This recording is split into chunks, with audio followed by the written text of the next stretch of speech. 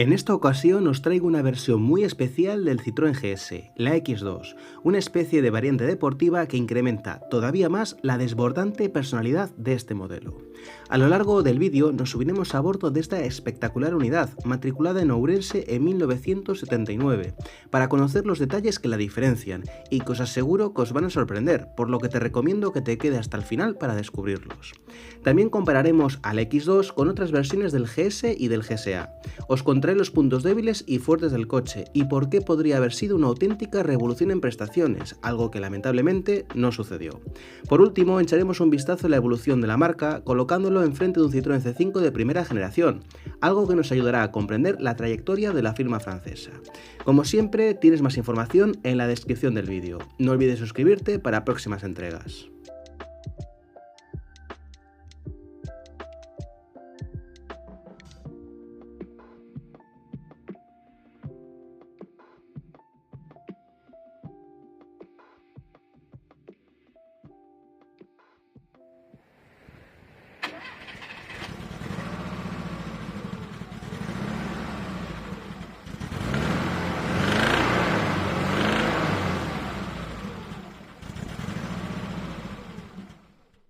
Como os comentaba en otros vídeos que tenéis en el canal, el Citroën GS nace en 1970 para cubrir el abismal hueco entre el económico y espartano 2 caballos y el lujoso y caro DS. Lo hace con todos los atributos de antaño de la marca, es decir, con la originalidad por bandera y ofreciendo la suspensión hidroneumática al alcance de mucho más público, ya que hasta entonces estaría reservada en exclusiva al DS. Sin embargo, y como le ocurría precisamente también al DS, adolecía de unos motores poco potentes que arrancaban en apenas 55 caballos. La versión X2 aparece en el 78 como una variante de aspiraciones deportivas, donde la deportividad se queda precisamente ahí, en un espejismo, en algo puramente estético, porque como veremos más adelante, el motor no acompaña sus capacidades dinámicas, aunque de todos modos logra unos registros destacables. Sea como fuere, la apariencia es extraordinariamente llamativa. De entrada, un GS es una nave espacial, que en este caso se estiliza con unos paragolpes que abandonan el acero inoxidable para lucir en negro satinado, con unas llantas específicas en forma de aspa y con los espectaculares spoilers traseros múltiples, elemento que se ofrecía como opción y que le dotan de una zaga inconfundible. Llegados a este punto, y aunque en esencia son el mismo coche, conviene diferenciar a los GS de los GSA. Este último se diferencia fundamentalmente por los paragolpes plásticos y sobre todo por el portón posterior y el interior. Dentro de la gama GS diferenciamos el modelo Club, que es el básico, el Palace, el más lujoso, y el propio X2.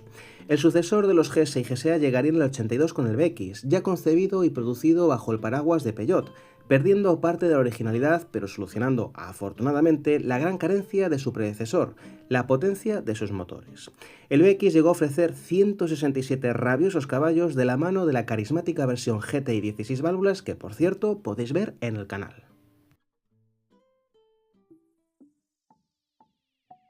Comencemos analizando este X2 desde la parte trasera, donde destaca la portezuela que proporciona un acceso realmente mejorable al maletero, que al menos es grande y de formas perfectamente regulares.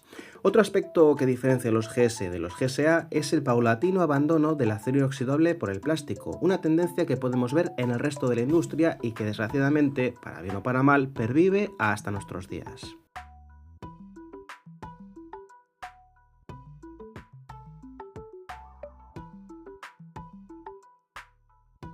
Si bien el exterior es indudablemente personal y diferente, el interior no se queda en absoluto atrás, aunque me gustaría comentaros un detalle específico de esta versión, comenzando por el cuadro de instrumentos con relojes tradicionales, ya que en otros GS se incorpora el famoso cuadro con lupas de lectura directa, y en los GSA directamente se emplea en exclusiva este cuadro de instrumentos.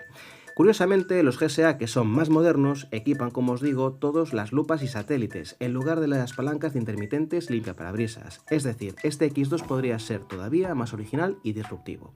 Lo que no cambia es el volante monobrazo o la original posición del freno de mano en todo el centro del salpicadero, ni tampoco la curiosa localización de la radio entre los asientos delanteros, acompañando a la palanca que regula manualmente la altura de la suspensión.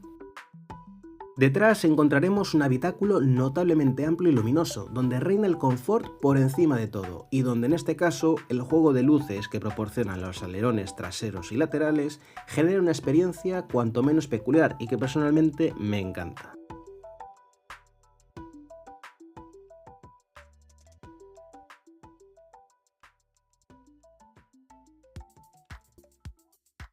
Es momento de analizar el motor, un motor que por un lado tiene una arquitectura particular, pero precisamente esta arquitectura sería su perdición, ya veréis por qué.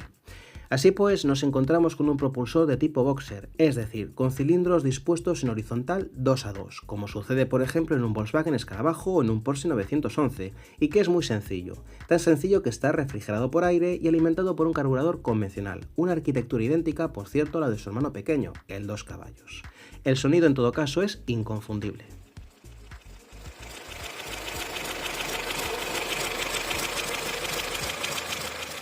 En la ficha técnica os resalto en rojo aquellas características que considero que son más diferenciales y curiosas. Desgraciadamente, de los 1.222 centímetros cúbicos del bloque construido íntegramente en aluminio se extraen apenas 64 caballos, una cifra acorde con esta cilindrada, es verdad, pero que le permiten alcanzar unos impresionantes 158 km/h, gracias sobre todo a su extraordinaria aerodinámica y aun a pesar de equipar un cambio de 4 relaciones. Por su parte, los consumos son generalmente elevados, del entorno de los 8-9 litros.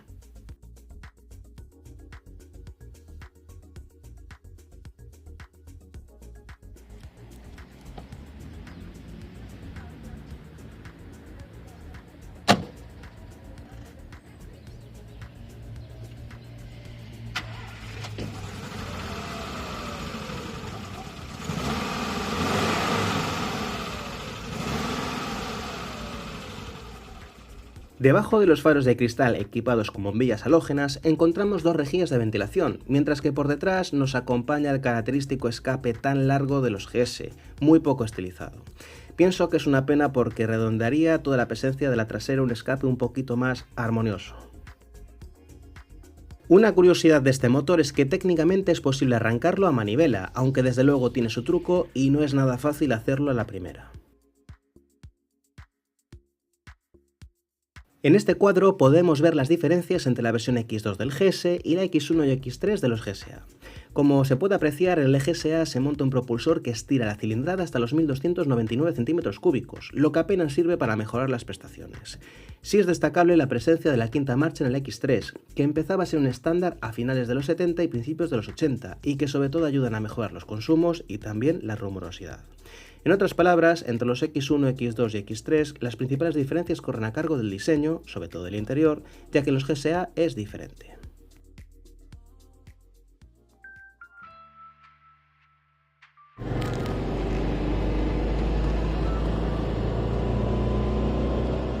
Una vez en marcha, el X2, como cualquier otro Citroën hidroneumático, nos dará la bienvenida con una comodidad adictiva. Te da un tacto que solo se puede brindar con este tipo de suspensión hidroneumática y que es marcadamente diferente al de cualquier otro coche, ya sea de la época o actual. Cuando os decía que la arquitectura del motor es la perdición del coche, su principal punto débil, me refería a que la aerodinámica y la estabilidad que proporciona el esquema hidroneumático son tan buenos que este X2 podría directamente volar sobre el asfalto. Con 20 o 25 caballos más, extraídos por ejemplo de una mecánica más grande y refrigerada por agua, hubiera pulverizado los esquemas hace 45 años. Pero como se suele decir, no puede tenerse todo en esta vida. Gran parte del mérito de las capacidades del X2 se debe a la suspensión, animada por el líquido LHM. Este es el depósito y un indicador de nivel del mismo. Como es bien sabido, la configuración hidroneumática permite mantener constante la altura libre al suelo, además de proporcionar un agarre y estabilidad asombrosas. Directamente puede circular entre ruedas. Aquí podemos ver las esferas verdes con líquido y nitrógeno en su interior, y que actúan de elemento elástico, es decir, hacen la función de un muelle tradicional.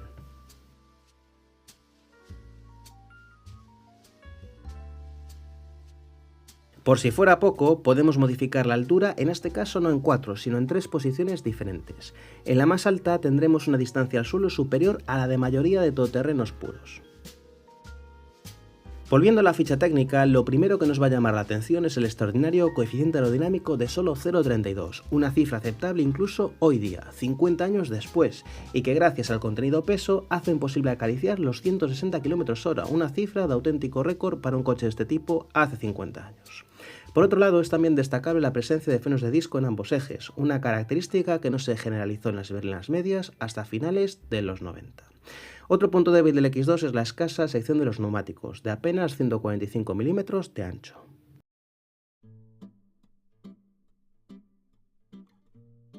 Todas las marcas evolucionan con los años e incluso alguna de ellas se transforma casi por completo o directamente desaparece.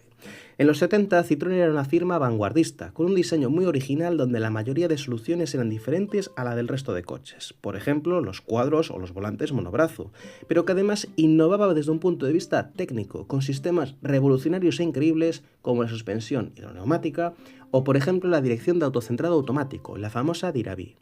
Con los años y tras la compra por parte de Peugeot en el 74, ese carácter innovador y original se fue diluyendo poco a poco con los años. Es algo que podemos constatar cuando colocamos a este X2 enfrente de un C5 de primera generación del año 2002. El C5 sigue contando con esquema hidroneumático, pero ni de lejos tiene ese carácter tan rupturista ni con esos mecanismos tan diferenciales como si contaban los GS, CX e incluso los primeros BX y XM. La reducción de costes y las sinergias empresariales tienen bastante que ver en este sentido. Hoy día podemos decir que de aquella Citroën que era capaz de generar tantos adeptos como detractores, pero que era diferente y original, solo queda el diseño y algunos coletazos innovadores, como los amortiguadores hidráulicos progresivos o los asientos Advanced Comfort, pero nada más. En definitiva, el GSX2 es uno de los Citroën más originales y auténticos en términos absolutos, con permiso de Su Majestad el SM y del desconocidísimo y escaso M35 con motor rotativo, que por cierto tiene base de GS. En el X2 todo es diferente, la arquitectura del motor, la suspensión, el diseño exterior, el freno de mano o la posición de la radio, y hasta la posibilidad de llevarlo campo a través. Se trata de un paso más allá de los GS y GSA convencionales al que desgraciadamente no acompaña un motor a la altura. Es imposible abarcarlo todo, pero es cierto y justo decir que con un propulsor más potente, unas ruedas un poco más anchas y algún pequeño retoque mecánico, este X2 sería poco más que un avión con 4 ruedas. De hecho, los alerones ya los tiene. Nos vemos en el siguiente vídeo. No olvides suscribirte. Un saludo.